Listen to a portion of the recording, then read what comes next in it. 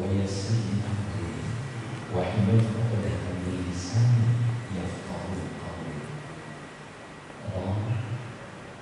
Rahmatullah ya Allah, mudahkanlah urusan Anda. Ya Allah, lakukan bisa Anda sehingga saudara-saudara mengerti apa yang akan Anda sampaikan. Allah zidna ilman warzuqna fahma. Tambahlah ilmu kami dan perdalamlah pemahaman keislaman kami. Amin ya rabbal alamin. Assalamualaikum warahmatullahi wabarakatuh. Waalaikumsalam warahmatullahi wabarakatuh. Alhamdulillah wassalatu wassalamu ala asrofil anbiya'i wal mursalin wa ala alihi wa ashabihi Rasulillah ajma'in. Amma ba'd. Pertama saya mohon maaf, kali ini saya disediakan porsi yang istimewa untuk duduk, tapi izinkan saya tidak memakainya. So banyak orang yang kalau sudah duduk lupa berdiri, sehingga porsinya itu sulit. Jadi saya takut. Dan banyak orang yang jatuh karena kursi, bukan jatuh karena berdiri, karena kursi dia jatuh. Hari ini saya akan bicara tentang interaksi dengan Al-Quran. Latar belakang saya mengatakan ini adalah karena selama ini sekian puluh tahun kita sudah terpaku dalam pikiran kita. Dalam Ramadan itu kita baca Quran, tamat satu juz, kalau bisa tamat satu Quran, kalau bisa 3 kali khatam.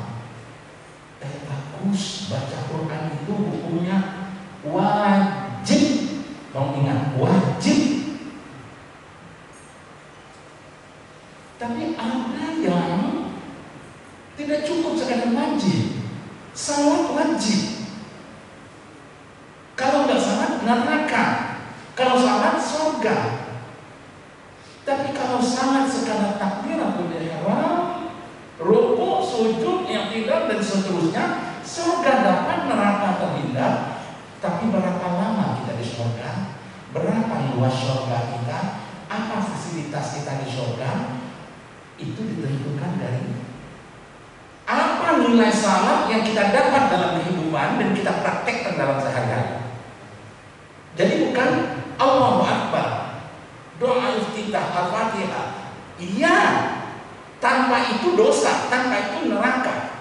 Tapi kalau sebatas berhenti pada prosesi, berhenti pada apa yang dibaca, apa yang dikerjakan, kita baru menggugurkan neraka dan menuju surga.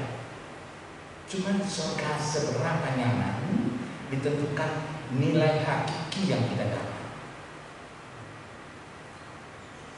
Begitu juga dengan Al-Quran, baca Quran wajib, enggak dosa, neraka. Tapi seberapa banyak Al-Quran punya manfaat dalam kehidupan kita, itu yang harus kita pertanyakan sekarang. Itu yang harus kita pertanyakan. Kalau kejar target 2 kali khatam, 3 kali khatam, bagus, nilai membacanya itu tinggi, sangat tinggi nilainya. Tapi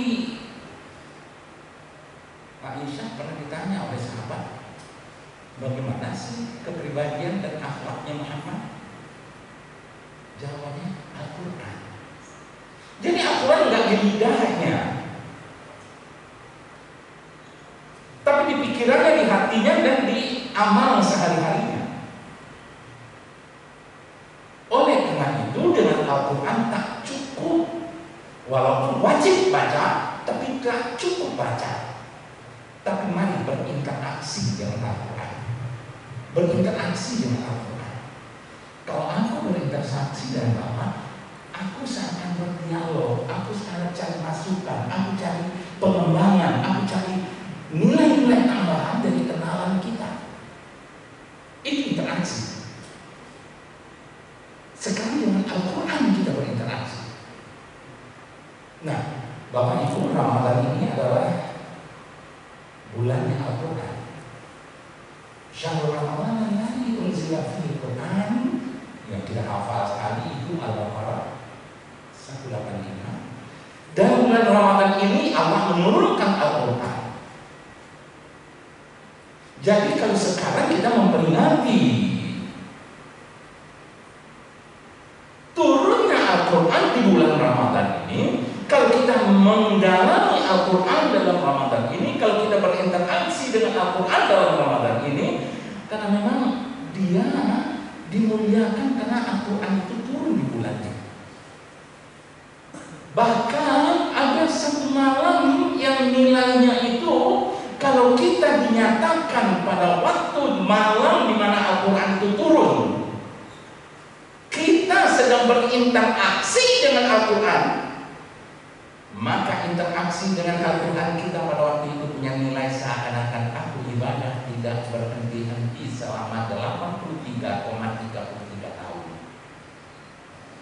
Lailatul Qadar tinggi sekali, tapi jangan berhenti pada aku baca, apalagi kalau bacanya terbata-bata. Lalu saya sempat 2 kali membawa jamaah umroh di bulan Ramadan.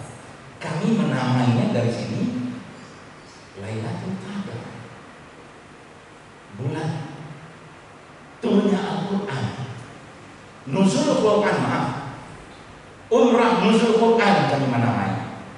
Tapi sampai di tanah suci saya tidak ada satu negara pun yang membesarkan 17 Ramadan. Kok Indonesia aja ya? Apa benar? Yang pasti Al-Quran turun bulan Ramadan, tapi bahwa 17 Ramadan kenapa?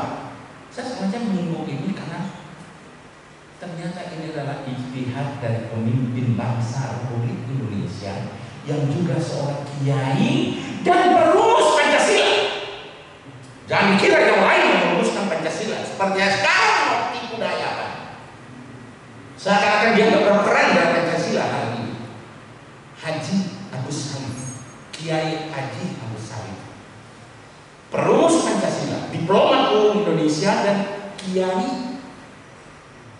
Dia yang pertama membuat peringatan 17 Ramadan sebagai nuzulul Quran, dan dilangsungkan peringatannya itu di Istana Negara dan di Istiqlal. Dia berijtihad dan dia kiai, dia pemimpin, dia diplomat, dia berjuang kemerdekaan, dia perumus Pancasila, dan dia mencari rumus itu dalam Al-Quran dan ketemu di dalam surat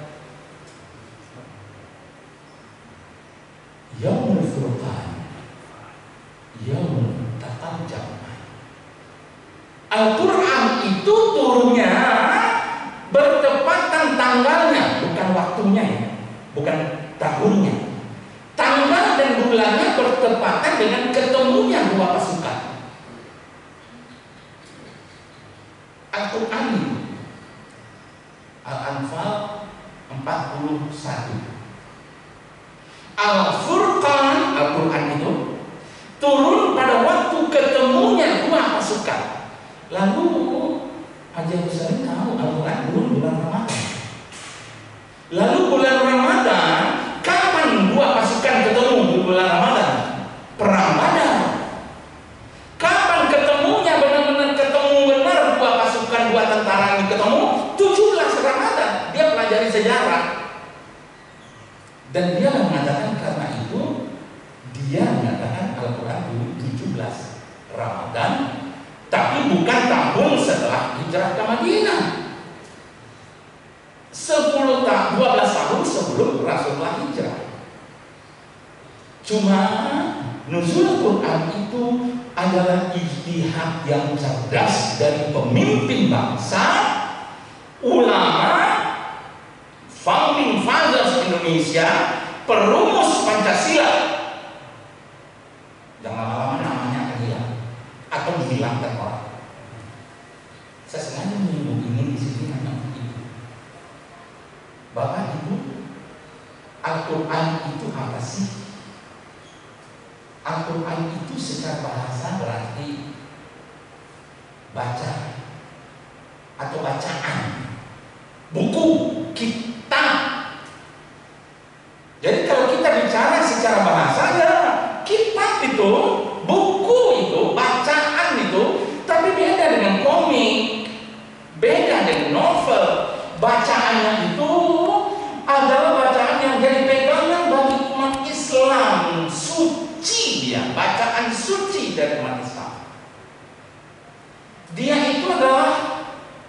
Al-huda, petunjuk, minal huda, dan penjelasan dengan petunjuk itu. Ini adalah petunjuk, ada aturan, dan ada aturan keterangan tentang bagaimana melaksanakan petunjuk itu. Ada juklah, ada juknis, ada petunjuk pelaksanaannya, ada petunjuk teknisnya, ada operasionalisasinya. Jangan ngarang-ngarang. Dan yang terakhir, jangan lupa sekali, karena ini oleh orang-orang di luar Islam, oleh orang-orang sekuler, ini yang pertama akan dihilangkan, ini yang akan dikacaukan. Islam itu sama aja yang lain, sama saja dengan yang lain.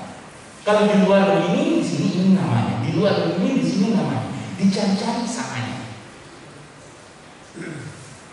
Sederhana, beberapa tahun yang lalu kita mengganti sembahyang yang salat dengan sembahyang, Ahad dengan Minggu, saum dengan puasa. Nanti pelan-pelan kayaknya akan kita lakukan, ini juga lakukan sama aja. Dan sekarang sudah banyak sekali anak-anak muda kita dicekoki oleh buku pelajaran bahwa semua agama sama. Saya menemukan 3 buku yang tegas sekali mengatakan semua agama sama. Buku pegangan Al-Quran itu adalah yang mengatakan enggak, jangan macam-macam. Karena Al-Quran inilah menjadi pembeda. Oleh karena itu kita harus berinteraksi dengan Al-Quran, nggak cukup baca. Kita harus buktikan bahwa dia bisa membedakan kita dengan yang lain. Keistimewaan Al-Quran, Pak, Ibu, pertama sekali setelah kita dimakamkan, kita bersama bernama almarhum dan almarhumah. Kita berada di balik tanah yang mengantar sudah kembali pulang, masih terdengar bunyi sepatunya. Malaikat sudah mulai datang bertanya pada kita. Rangkaian pertanyaan malaikat itu, siapakah Tuhanmu? Apa agamamu? Siapakah nabimu? Apa yang dia bilang? Kalau di sekolah sekarang diajarin dulu ya, sekarang mestinya enggak. Apa kitabmu? Enggak, salah. Pertanyaan pertama betul, ma rabbuka, siapa Tuhanmu? Apa agamamu? Siapa nabimu? Tapi yang keempat bukan apa kitabmu, tapi ma imamuka. Ma imamuka, siapa pemimpinmu? Tolong ingat kalau sekarang kita terkontaminasi otak oleh TV yang sengaja di setel siarannya hanya itu saja, lalu ditanya siapa pemimpinmu, kau jawab semua nama. Apalagi nama yang mengatakan bahwa akhirat itu tidak ada, mengajarkan kita semua menjadi musyrik. Dia bertanya, ada nggak yang bertanya dia percaya akhirat? Ada yang tidak kembali dari akhirat? Berani dia mengatakan. Kalau itu ya itu imamku, neraka jahanam. Pertanyaan yang keempat yang pasti ditanya malaikat setelah kita menjadi hamba adalah imamuka. Hati-hati menjawabnya. Kita ada terpikir pemimpinku ini, termasuk jangan jawab pemimpin Haji Salim, Buya Hamka, enggak. Pemimpin itu adalah Al-Quran. Al-Quran itu adalah imam. Dia yang memimpin. Karena Al-Quran itu berisi kumpulan perintah kata tentang saum. Ya ayyuhalladzina amanu kutiba alaikumusiyam. Hai orang yang beriman, dikitabkan atasmu untuk saum. Jadi kitab itu perintah, tugas harian. Jadi Al-Quran itu kumpulan dari perintah-perintah ya. Kalau hanya perintah itu hanya kita baca tapi nggak kita laksanakan, nggak perintah namanya. Jadi berinteraksi dengan Al-Quran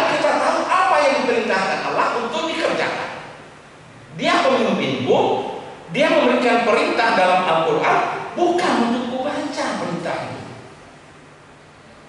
untuk melaksanakan. Jadi berinteraksi dengan Al-Quran tak berhenti pada membacanya. Dia adalah kumpulan perintah kata. Dia adalah ensiklopedi kehidupan. Anda punya masalah apa saja, cari masalah itu, solusinya oleh Al-Quran. Sungguh saya menemukan dua orang yang punya masalah yang sangat berat dalam hubungan dengan jabatannya, dalam jabatan sehari-harinya sebagai orang penting satu perusahaan swasta, satu perusahaan BUMN. Solusinya dalam Al-Quran.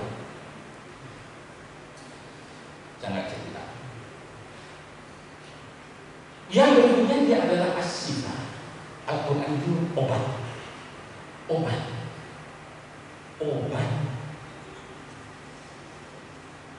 Banyak kan orang yang mengalami stres, depresi, gangguan mental dengan baca Quran yang benar dan ketemu dia jawaban-jawaban kehidupannya dalam Al-Quran, selesai masalahnya, hilang penyakit. Karena konon 2/3 penyakit berasal dari hati. Kalau hati tenang, ginjal pun senang. Jauh rasanya. Kalau sakit jantung boleh jadi hilang. Kalau sakit saraf, migrain boleh jadi hilang, berhubungan dengan hati. Tapi penyakit ginjal dan kemampuan tubuh kita menyaring makanan-makanan sebelum dibuang, itu ternyata juga dibangun oleh ketenangan hati. Obat. Al-Quran itu obat. Al-Quran itu pembeda, sudah kita bicarakan. Al-Quran itu penyelamat. Al-Quran itu penyelamat. Ada orang yang goyang karena tantangan, kalau nggak kulakukan, aku dipecat, nggak kulakukan, aku digeser, nggak kulakukan, aku dimutasi. Tapi Al-Quran mengukuhkan kedudukan. Dia diselamatkan Al-Quran. Banyak orang yang nggak cari lari ke Al-Quran kalau dia punya permasalahan hidup, tapi cari buku. Oke. Iman yang baik mendorong kecintaan pada Al-Quran. Al-Baqarah 121. Orang yang telah kami berikan Alkitab kepadanya, lalu mereka membaca dengan sebenar-benarnya bacaan, mereka itulah yang beriman kepadanya. Dan orang-orang yang mengingkarinya, mereka adalah orang-orang yang rugi. Oke. Kalau kita membaca Al-Quran, apa sih kebaikan buat kita? Rasulullah mengatakan, barang siapa yang membaca satu huruf dari kitab Allah, maka baginya satu kebaikan. Setiap kebaikan dibalas dengan 10 kebaikan. Saya tidak mengatakan alif lam mim itu satu huruf, tapi alif satu huruf, lam satu huruf, dan mim satu huruf. Hadis riwayat Tirmidzi. Berapa huruf dalam Quran? Orang yang mahir, jadi nggak hanya membaca, ini udah kelas advance. Nggak hanya baca, bacaannya benar, tajwidnya benar, dia belajar tahsin. Orang yang mahir baca Al-Quran, kelak mendapat tempat di surga bersama para malaikat yang mulia lagi taat. Sementara orang yang kesulitan dan berat jika membaca Al-Quran, tapi dia terus membaca Al-Quran, maka ia mendapat 2 hal. Jadi pahala itu berbanding lurus dengan tingkat kesulitan. Sulit tapi kita laksanakan, pahalanya lebih besar. Tapi jangan biarkan kita dalam sulit terus, terbata-bata terus. Jangan biarkan aku biarkan begini aja supaya pahala aku 2 kali lipat. Nah ini, saya sering dalam mendengar ini bergetar hati saya, sungguh.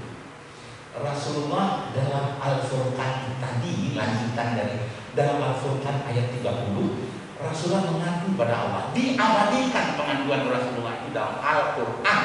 Allah mengabadikan pengaduan Rasul padanya dalam Al-Quran.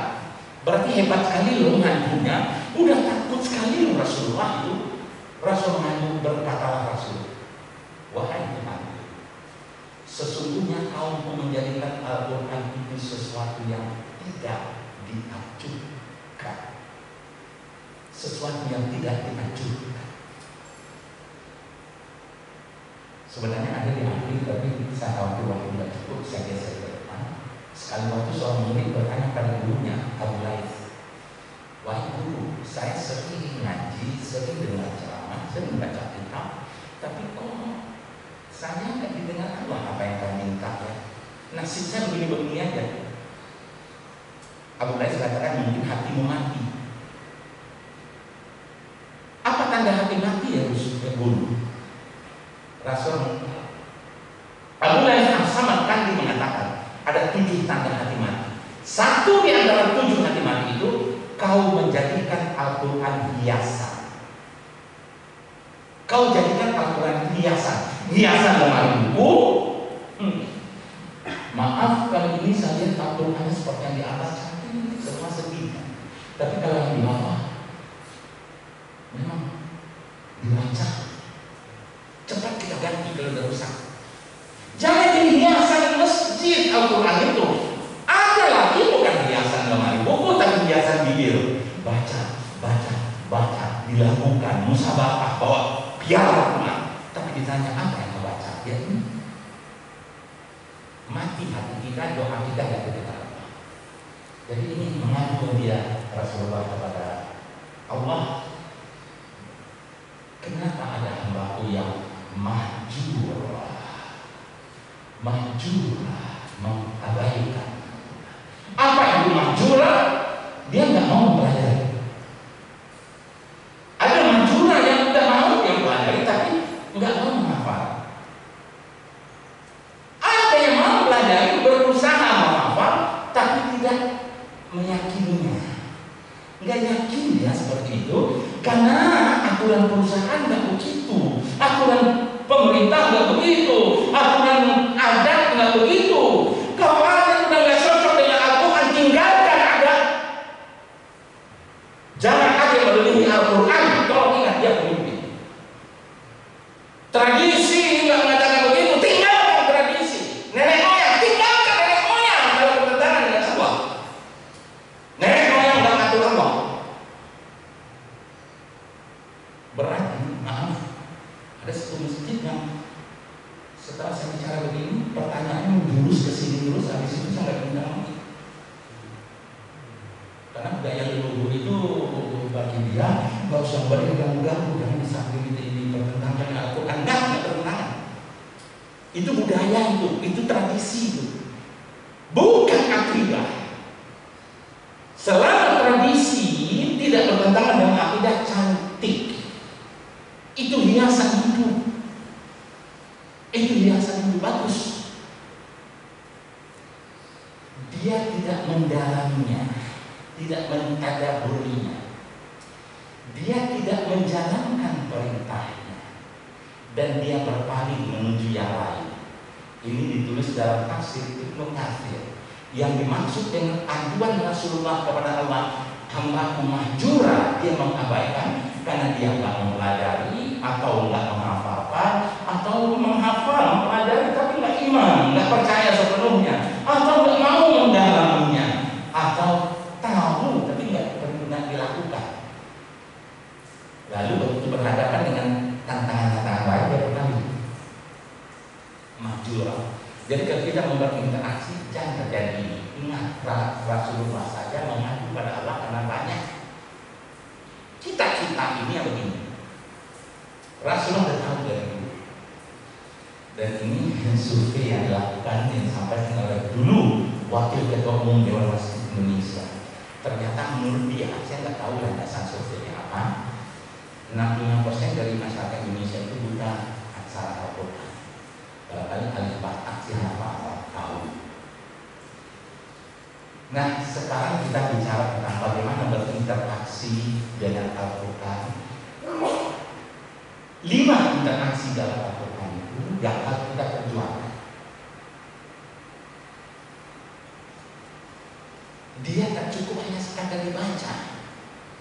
berinteraksi dengan Al-Quran itu dalam 5 tahapan, 5 tingkatan. Pertama,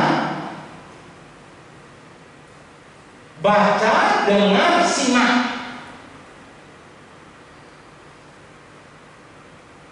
Apa sih artinya? Bisa sendiri saja saya baca sendiri, saya baca, saya dengar, saya menyimak. Tapi bisa saya baca, kita semua mendengar. Kita lain menyimak, saya. Nah, kali itu indah. Betul, saya merasa indah sekali dibanding saya membaca sendiri, saya hanyut sendiri. Tapi kalau kita bersama-sama lebih hanyut, apalagi kalau ada bacaannya yang kita ingin betulkan. Berarti tingkatan pertama, baca, dengar, simak.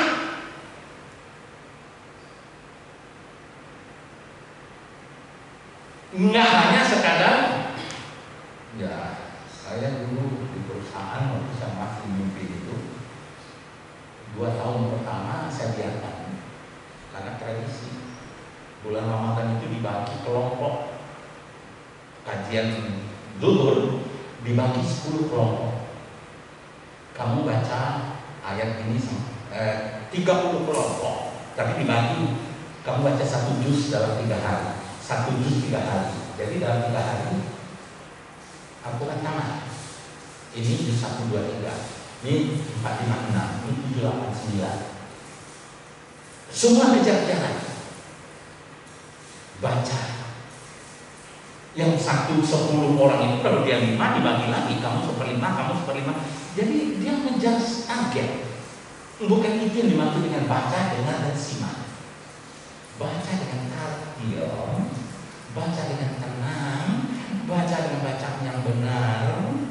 Dan yang kedua, yaitu baca dengan tartil. Enggak cukup sekadar dari ketiga begini mudah diungkapkan. Nah, baca dengan tartil, hafal dan tadaburi Al-Quran itu. Dalami dia, berusaha menghafalnya. Maaf, saya masih kalah dengan imam kita barusan jauh. Bukan sekarang bacaannya tak sebagus itu, hafalannya juga tak sebagus itu. Yang beliau baca tadi tidak semua saya tahu, betul. Udah sering saya dengar, udah sering saya baca, tapi pada tingkat tinggal di sini terbenam di otak saya, maaf belum. Tapi masih berusaha. Saya dari 67 tahun masih berusaha. Saya sangat menyediakan waktu untuk itu selama ini. Sekarang pun ternyata belum bisa. Apapun alasannya salah. Hafalkan dan tadaburi. Untuk mentadaburi itu bacalah Quran, dampingi dengan terjemah sehingga kita tahu maksudnya apa. Dampingi lagi dengan tafsir. Ini maksudnya yang lebih dalam apa sih? Kenapa dia lahir? Apa asbabun nuzulnya? Apa sasarannya? Apa pendapat ulama ini? Apa? Itulah dia. Dalami dia. Saya berhenti sebentar. Dulu di pondok saya setelah sekian tahun saya cari untuk memimpin sehari-hari seorang hafiz bagus, dan dia ngajarin anak membaca Quran dengan baik, bagus. Dia mulai menerima setoran anak-anak untuk hafalan bagus. Tapi dia masih 25 menjelang 26 waktu itu. Saya kalau udah akad, saya kasih ceramah, saya kasih pembekalan, saya lihat dia nggak bisa menambahi, dia nggak bisa mengoreksi apalagi. Lalu saya uji sekali setelah anak pulang, sedalam apa pengetahuannya, enggak, nyaris nggak. Quran bacaannya bagus, hafalannya bagus, tapi pemahamannya enggak. Akhirnya saya perintahkan, kamu tetap tugas seperti ini, tapi kamu kuliah. Saya suruh kuliah. Dalamnya Al-Quran dalam perkuliahan di Bogor ini. Pintar dia, 2,5 tahun selesai. Cuma rugi saya. Setelah selesai dia laku, dia ambil orang. Sekarang kepala dari satu pesantren di Sentul. Yang kedua juga begitu, saya suruh kuliah, saya laku lagi. Nah, yang sekarang sudah sekian lama, di samping memang dia habis bacaannya tak sebagus yang pertama, tapi bagus, lebih bagus dari saya. Tapi dia jangan dakwah, bertahan. Cuman semakin berdalam ilmunya, bukan hanya pintar apa yang akan didakwahkan, tapi bagaimana cara berdakwah, public speaking, bagaimana menyampaikan sesuatu sehingga orang itu menarik. Jadi berdakwah itu tidak hanya menyampaikan kebenaran, tidak hanya tekstual apa kata Quran, tapi apa kata Quran, apa kata kehidupan, dan bagaimana aku menyampaikannya kepada Anda sehingga Anda tertarik, Anda sepaham, dan Anda mengerjakan. Hafal dan dalami. Berikutnya, amalkan dalam keseharian. Jadi kalau kita berinteraksi nggak cukup hanya baca, tapi baca dengan benar. Dan pada tingkat tertentu hafalkan dia, dan berikutnya amalkan. Kalau kita nggak tahu, nggak mentadaburi, apa yang mau diamalkan? Apa yang mau diamalkan? Maaf, Bapak tahu surat dalam Al-Quran yang artinya cuma satu surat, artinya cuma satu. Surat yang paling pendek adalah Al-Kautsar,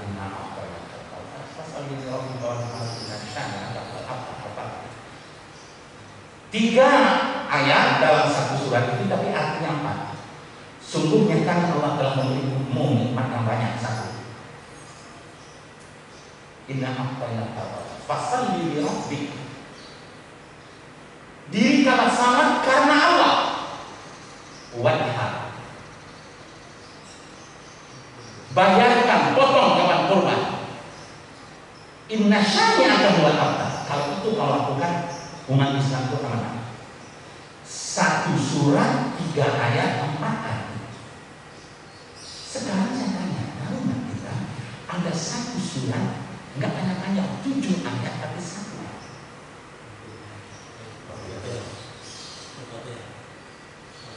Al-Fatihah banyak artinya, Al-Ikhlas banyak artinya.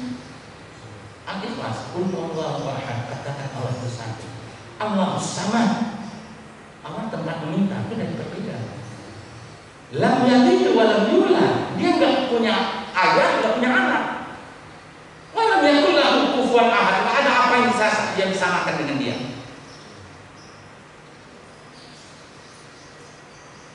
Berarti maaf, saya begitu ketemu satu ayat itu saya nangis sungguh. Dan saya sering sampaikan ayat itu, surat itu jadinya. Alhaakumut takatsur. At-takatsur, bermegah-megahan, bermewah-mewahan, pamer, sok hebat, membuat kau lalai. Itu aja loh artinya. Hanya itu aja. Ayat kedua sampai ayat ke-7, akibat daripada takatsur ini. Akibat dari lalai kau akan merasakan betapa siksa akan kau rasakan, betapa kau lihat neraka, kau lihat dengan mata, kau lihat dengan hati, dan kau kalau kita mentadaburinya lalu kita amalkan sehari-hari, maaf, nggak akan ada korupsi di Indonesia. Apalagi dana sosial yang korupsi. Untuk apa sih? Koruptor itu orang miskin, orang kaya. Ada nggak yang mengenal koruptor itu orang miskin? Untuk apa? Takkan. Maaf, untuk apa mal penuh di dalam Ramadan menjelang Idul Fitri? Ada satu perintah dalam Al-Quran,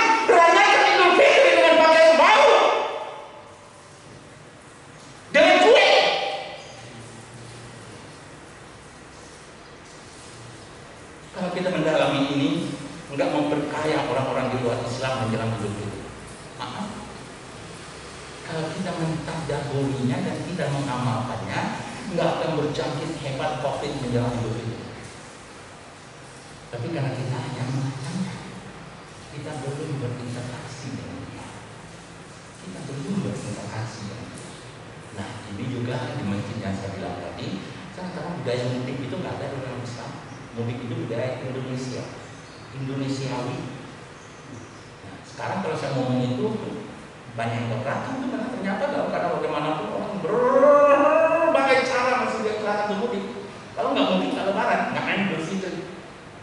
Rasulullah 12 tahun setelah dia meninggalkan Mekah, belum ada catatan sejarah satu kali pun dia kembali ke kota kelahirannya Mekah pada waktu Idul Fitri. Kalau dia mau ke sana tidak waktu Idul Fitri. Tadabbur Al-Quran dan habis itu amalkan dalam keseharian. Jadi kalau kita belum Qur'ani, masih Indonesiawi,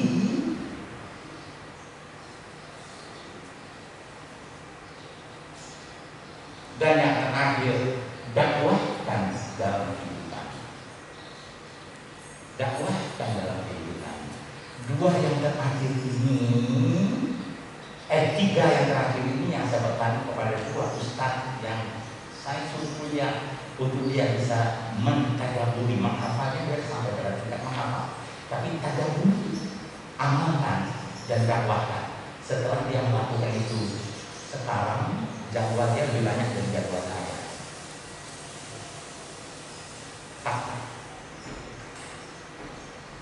Jadi Al-Quran itu tak cukup berhenti pada tingkat membaca.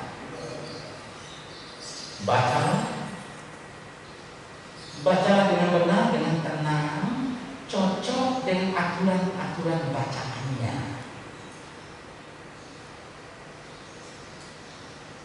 Saya dari kecil sudah biasa baca apa dia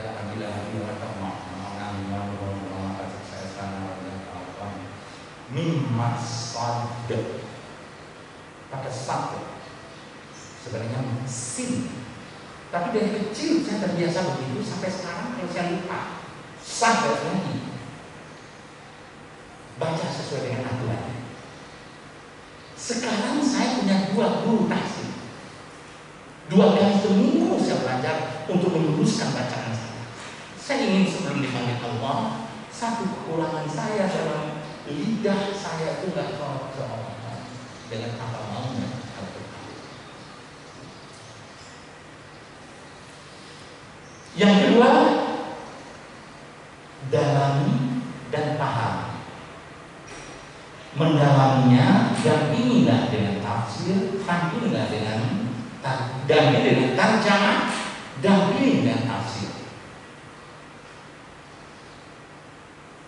Al-Hijri, saya ada ikut pengajiannya dan sekarang sudah mulai Zoom kalau kita mau ikut setiap subuh hari Minggu. Itu udah 20 saya ikut itu sekurang-kurangnya dari 27 tahun. Belum tamat Ustaz kayak gini. Kalau mau mendalami belum tamat 27 tahun. Cuma memang beliau ngajinya cuma setengah jam dan paling hanya 3 ayat dalam sehari, supaya memang nggak dipaksakan kejar target tapi tinggal di kepala dan di hati jamaah. Paham, setelah kita mendalaminya kita paham. Apa? Sebaik-baik orang di antara kita adalah orang yang mempelajari Al-Quran dan mengajarkan hadis Quran. Saya pernah diundang oleh Bupati Kota Baru Kalimantan Selatan menghatamkan 700 anak-anak miskin yatim dalam baca Al-Quran, dan sebagian besar yang karena lanjut kepada penghafal. Dan pada waktu saya mengaji setengah jam, saya mengaji 1 topik. Anak itu usia paling tingginya 13 tahun. Dan sebagian besar mereka nangis bahwa kalau kalian berhasil menghafalkan Quran, bukan bicara kalian dapat surga, bukan bicara kalian dipanggil orang jadi ustaz di mana-mana, bukan bicara kehidupan kini kalian, tapi nanti di akhirat di surga kalian akan memasangkan mahkota buat ibunda, buat ayah anda. Dia memasangkan mahkota di surga, berarti bukan dia yang ke surga, orang tuanya bisa di neraka, dia pasangkan mahkota, dia datang ke neraka sebentar. Enggak, dia membawa orang tuanya ke surga, dan setelah di surga dia muliakan orang tuanya dengan memasangkan mahkota. Setengah jam saya nangis, semua nangis, dan saya jadi nangis karena saya hafal. Hafal. Nah ini yang buat saya juga prihatin. Penghafal Al-Quran jarang sekali akademisi, jarang sekali teknokrat, jarang sekali guru besar di luar guru besar agama. Saintis cari agama, tapi nggak banyak. Mestinya ilmu pengetahuan itu ada dalam Al-Quran. Inna fi khalqis samawati wal ardh wa ikhtilafil laili wan nahar la ayatin liulil albab. Sesungguhnya pada apapun yang terjadi di muka bumi ini, berputarnya bumi mengelilingi, berputarnya bulan matahari mengelilingi bumi, bergantinya siang dan malam, apapun yang terjadi di peristiwa bumi ini, terdapat bukti bahwa semua Allah yang mengendalikan. Al-Quran itu. Tapi kalau kita melihat gravitasi bumi, kita bicara Archimedes, kita bicara ilmuwan orang lain kita bicara. Padahal yang menyatakan pertama bumi bulat pada waktu semua orang lain, semua agama lain mengatakan bumi ini datar, Al-Quran mengatakan bumi ini bulat. Sekarang ya mestinya kalau kita mempelajari dunia kekinian ini akan ketemu dalam Al-Quran. Kalau kita bisa mengamalkan Al-Quran, maka jadi ilmuwan itu kita. Jadi saintis itu kita. Terakhir, pas agak kurang waktu saya sedikit, dakwah. Tapi maaf, untuk bisa mendakwahkan, saya belum berani karena penguasaan Al-Quran saya belum. Terus saya baru bicara kontekstual. Tapi kalau Kiai Udin misalnya dia bicara tekstual, bicara tertulisnya Al-Quran bagaimana, lalu kontekstual aplikasinya bagaimana. Kalau saya sepotong tahu tekstual dan aplikasi tahu benar. Tapi saya akan mendakwahkan itu. Tapi yang benar sekali mendakwah itu, dia mengakui, dia menguasai tekstual secara tertulis Al-Quran itu bagaimana, dan pengaplikasian sehari-hari bagaimana. Dakwahkan Al-Quran. Jadi kalau kelima-limanya sudah kita laksanakan, baru kita bisa berinteraksi dengan Al-Quran. Baca, simak, baca di bacaan yang benar, hafal, dalami, amalkan dalam kehidupan sehari-hari, dan dakwahkan. Baru kita namanya berinteraksi. Jadi mulai dari malam nanti, itu adalah malam ke-21, di mana Allah menjanjikan di dalam malam ke-21 yang akhir itulah adanya Lailatul Qadar. Perbanyaklah interaksi dengan Al-Quran dalam malam-malam itu. Kalau sedang berinteraksi dengan Al-Quran, lewat sesaat Lailatul Qadar, sama nilainya engkau seakan-akan beribadah 1000 bulan tidak berhenti. Tapi ingat, tidak kejar target baca Al-Quran.